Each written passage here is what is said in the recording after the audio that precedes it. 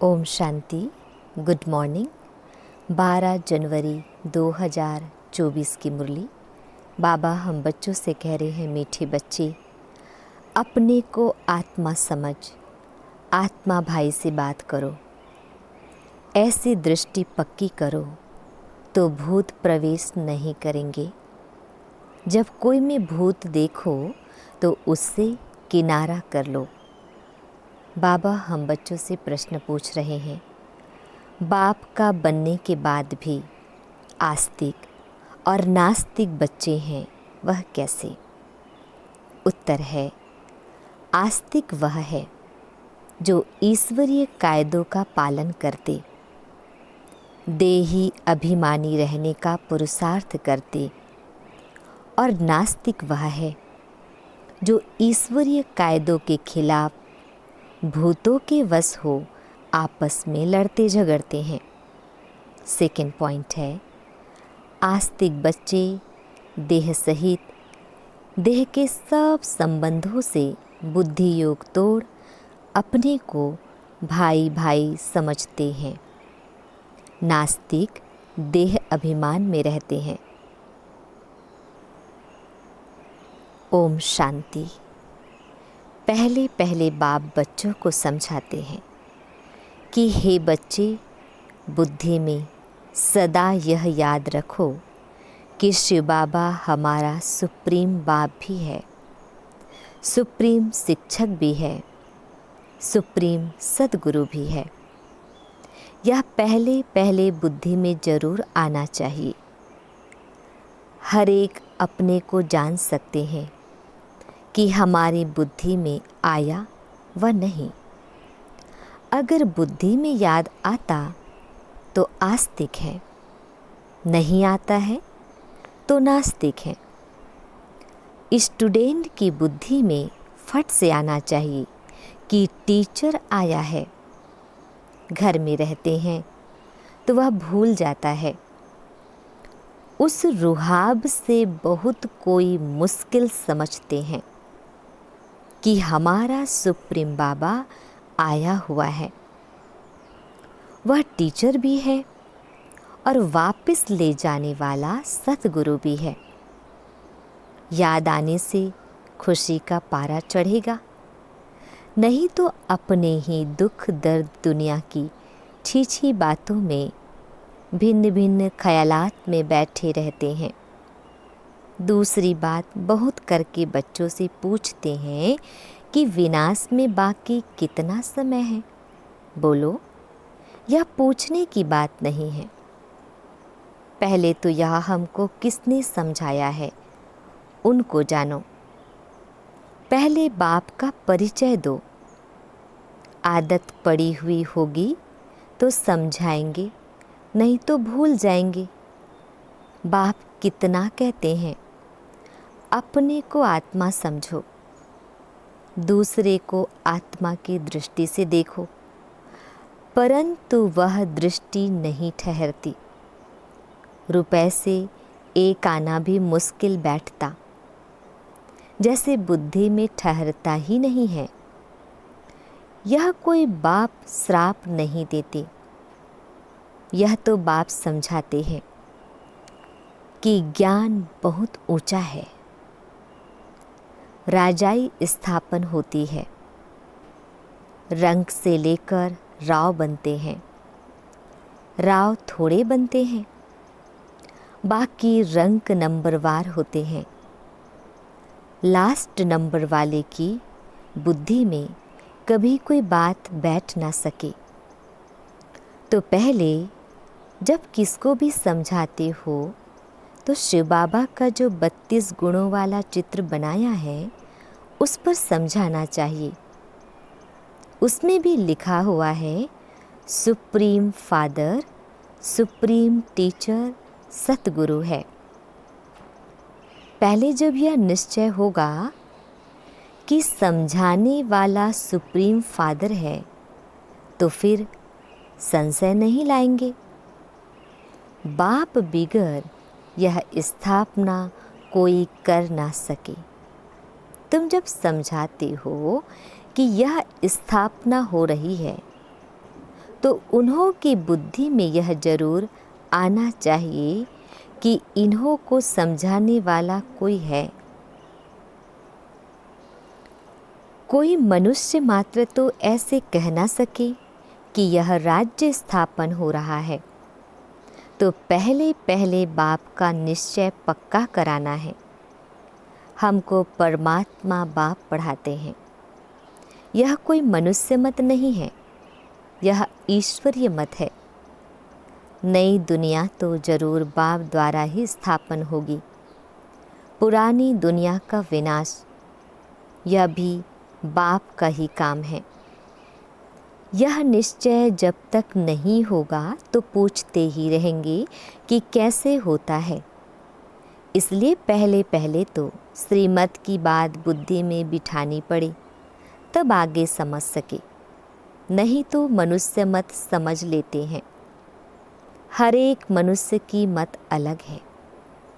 मनुष्यों की मत एक हो ना सके। इस समय तुमको मत देने वाला एक ही है। उनकी श्रीमत पर कायदे से चलना वह भी बड़ा मुश्किल है। बाप कहते हैं, देही अभिमानी बनो। ऐसा समझो कि हम भाई भाई से बात करते हैं, तो फिर लड़ना झगड़ना कभी हो ना सके। देह अभिमान में आया समझो नास्तिक। देही अभिमानी नहीं है तो वह नास्तिक है। देही अभिमानी बने तो समझो आस्तिक है। देह अभिमान बहुत नुकसान कारक है। जरा भी लड़ते झगड़ते हैं तो समझो नास्तिक है। बाप को जानते ही नहीं, क्रोध का भूत है तो नास्तिक ठहरा। बाप के बच्चों में भूत कहाँ से आया, वह आस्तिक नहीं ठहरा।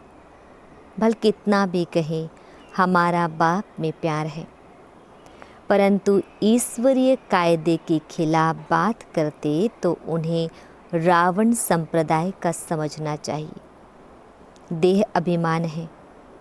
कोई में भूत देखो व दृष्टि खराब देखो तो हट जाना चाहिए। भूत के आगे खड़ा रहने से भूत की प्रवेशता हो जाएगी।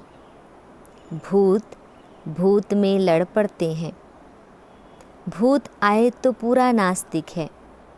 देवताएं तो सर्वगुण संपन्न होते हैं। वह गुण नहीं है तो नास्तिक है। नास्तिक वर्षा थोड़े ही लेंगे। जरा भी खामी नहीं होनी चाहिए, नहीं तो बहुत सजा खाकर प्रजा में जाना पड़ेगा। भूत से दूर रहना चाहिए। भूत का सामना किया तो भूत आ जाएगा। भूत से कभी सामना नहीं किया जाता है। उनसे जास्ती बात भी नहीं करनी चाहिए। बाप कहते हैं, यह है भूतों की दुनिया। भूत जब तक निकले नहीं हैं तो सजाएं भी खानी पड़ेंगी, पद भी पा नहीं सकेंगी। लड़ाई तो एक ही है। कोई राव बन जाते हैं, कोई रंक बन जाते हैं। राव की दुनिया थी, अभी रंकों की दुनिया है। सब में भूत है। भूत निकालने का पूरा पुरुषार्थ करना चाहिए। बाबा मुरली में बहुत समझाते हैं, किस्म किस्म के स्वभाव होते हैं, बात मत पूछो। तो प्रदर्शनी आदि में पहले पहले बाप का परिचय देना है। बाप कितना लवली है। वह हमको ऐसा देवता बनाते हैं। गायन भी है, मनुष्य से देवता किए करत न लागी वार। देवताएं थे सतयुग में, तो जरूर उनसे पहले कलयुग था। यह सृष्टि चक्र का ज्ञान भी तुम बच्चों की बुद्धि में अब है। वहाँ यह ज्ञान इन देवताओं में नहीं रहेगा। अब तुम नॉलेजफुल बनते हो, फिर पद मिल गया तो नॉलेज की दरकार नहीं। यह है बेहद का बाप, जिससे 21 पीढ़ी तुमको स्वर्ग का वर्षा मिलता है। तो ऐसे बाप को कितना याद करना चाहिए। बाबा सदैव समझाते हैं कि हमेशा समझो कि शिव बाबा हमको समझा रहे हैं। शिव बाबा इस रथ द्वारा हमको पढ़ा रहे हैं। वह हमारा बाप, टीचर, गुरु है। यह है बेहद की पढ़ाई। तुम समझते हो, पहले हम तुच्छ बुद्धि थे।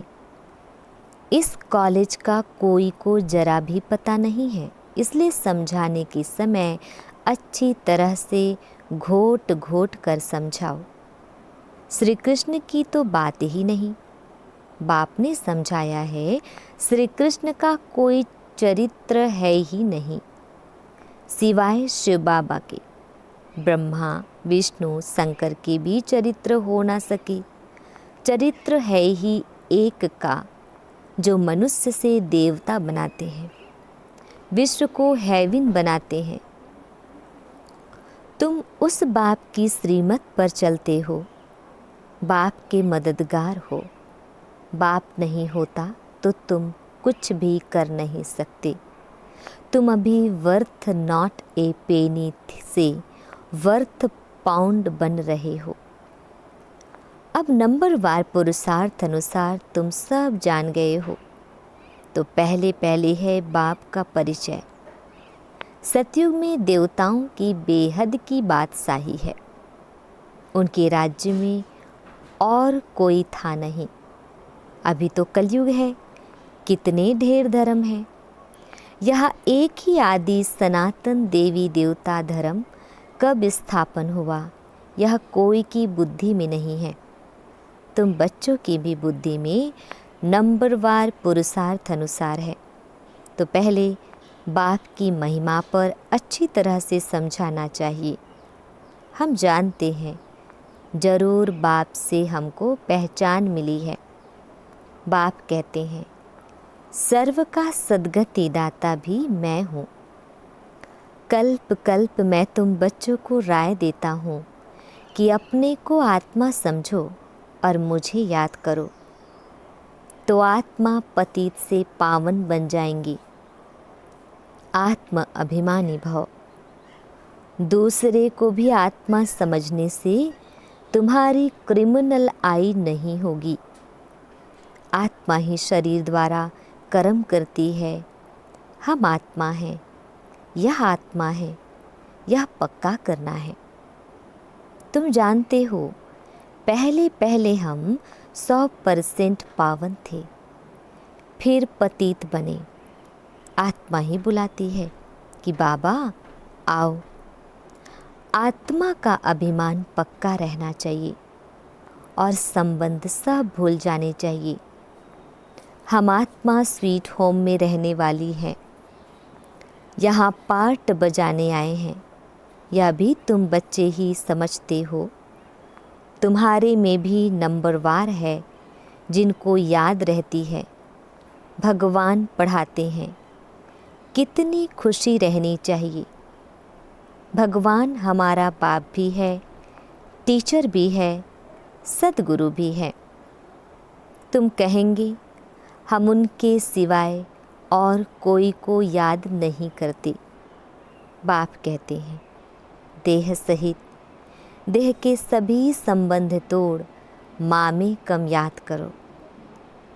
तुम सब ब्रदर्स हो।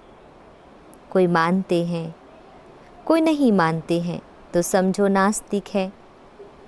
हम शिव बाबा के बच्चे हैं तो पावन होने चाहिए। बाप को बुलाते ही हैं, बाबा आकर हमको पावन विश्व का मालिक बनाओ।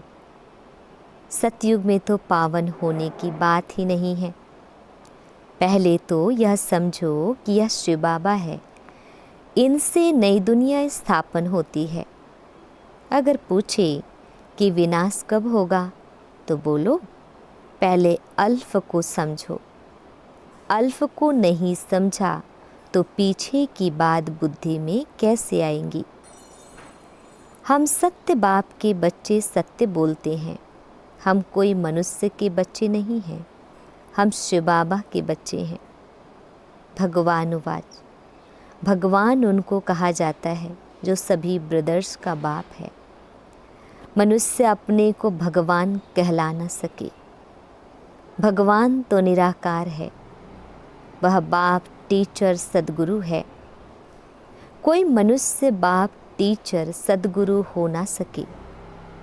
कोई भी मनुष्य किसकी सद्गति कर नहीं सकते, भगवान हो ना सके। बाबा है पतित पावन, पतित बनाता है रावण। बाकी यह सब है भक्ति के गुरु। यह भी तुम समझते हो, जो यहाँ आते हैं वह आस्तिक तो बनते हैं, बेहद के बाप पास आकर निश्चय करते हैं।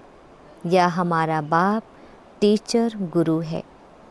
जब कंप्लीट दैवी गुण आ जाएंगे तो लड़ाई भी लगेगी। समय अनुसार तुम खुद समझेंगे कि अब कर्मातीत अवस्था को पहुंच रहे हैं। अभी कर्मातीत अवस्था हुई कहाँ है? अभी बहुत काम है। बहुतों को पैगाम देना है। बाप से वर्षा लेने का तो सबको हक है। अब तो लड़ाई जोर से होगी, फिर यह हॉस्पिटल, डॉक्टर आदि कुछ नहीं रहेंगे। बाप बच्चों को सम्मुख समझा रहे हैं कि तुम आत्माएं 84 जन्म शरीर धारण कर अपना पार्ट बजाती हो। किसी के 70-80 जन्म भी होंगे। अभी जाना तो सबको है, विनाश होना ही है।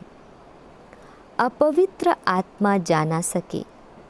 पावन होने लिए बाप को जरूर याद करना है। मेहनत है। 21 जन्मों के लिए स्वर्गवासी बनना है। कोई कम बात है क्या? मनुष्य तो कह देते फलाना स्वर्गवासी हुआ। अरे स्वर्ग है कहाँ? कुछ भी समझते नहीं। तुम बच्चों को बड़ी खुशी रहनी चाहिए कि भगवान हमको पढ़ाते हैं, विश्व का मालिक बनाते हैं। खुशी एक होती है स्थायी, दूसरी होती है अल्पकाल की। पढ़ेंगे पढ़ाएंगे नहीं तो खुशी क्या होगी? आसुरी गुणों को भगाना है। बाप कितना समझाते हैं, कर्म भोग कितना है। जब तक कर्म भोग है तो यह निशानी है। अभी तक कर्मातीत अवस्था हुई नहीं है। अभी मेहनत करनी है। कोई भी माया के तूफान ना आए। बच्चों को यह निश्चय है कि बाप ने हमको अनेक बार मनुष्य से देवता बनाया है। या बुद्धि में आए तो भी यह हो सौभाग्य। यह बेहद का बड़ा स्कूल है, वह होता है हद का छोटा। बाप को तो बहुत तरस पड़ता है, कैसे समझाऊं? कोई से तो अब तक भी भूत निकले नहीं हैं। दिल पर चढ़ने बदले गिर पड़ते हैं। कई बच्चियां तो तैयार हो रही हैं अनेकों का कल्याण करने के लिए। अच्छा मीठे प्यारे बाबा हम बच्चों को विश कर रहे हैं। मीठे मीठे शिकिल दे बच्चों प्रति माता पिता बाप दादा का याद प्यार और गुड मॉर्निंग। रूहानी बाप की रूहानी बच्चों को नमस्ते। हम रूहानी बच्चों की रूहानी बाप दादाजी को याद प्यार, गुड मॉर्निंग और नमस्ते नमस्ते नमस्ते।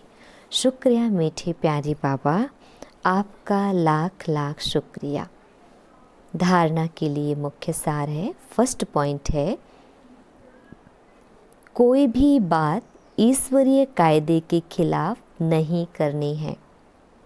किसी में भी अगर भूत की प्रवेशता है या दृष्टि खराब है तो उसके सामने से हट जाना है। उनसे जास्ती बात नहीं करनी है।